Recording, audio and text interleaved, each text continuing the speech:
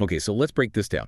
Today we're doing a deep dive into the silent tech that really holds our global internet Yeah. together. We're Mm. looking at the core idea behind long-haul fiber optics.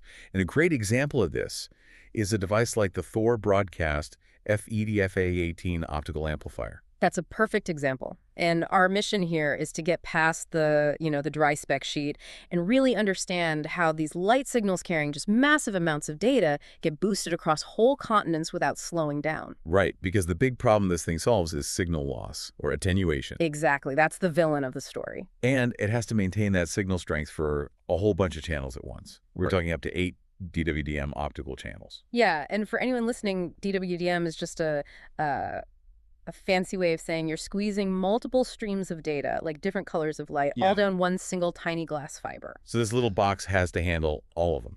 All of them at once. And what's really fascinating here is its core function. It's built for that 1548, 1565 nanometer band. But the key insight is that it amplifies all those light channels without ever looking at the data itself. And this is where it gets so important for you to understand, because that amplification is happening purely in the optical domain. You're not converting light to electricity and back again. You get pretty much zero latency. Yeah, zero added delay. It's like you're just turning up the volume on the light that's already there instantly. So what are the main use cases for that kind of speed? Well, it's perfect for two big things. First, the obvious one, just sending data over incredibly long distances. Okay. And second, for feeding something like a fiber optic PLC splitter, where you take one main fiber line and split that signal out to, say, a whole neighborhood.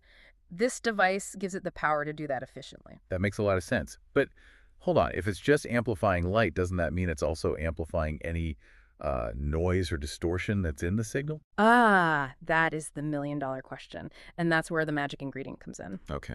The unit uses OFS, Erbium-Doped Optical Fiber.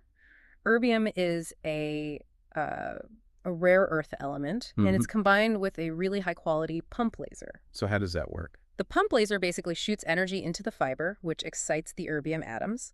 Those atoms then release their own photons at the exact right wavelength to boost the incoming signal, but cleanly.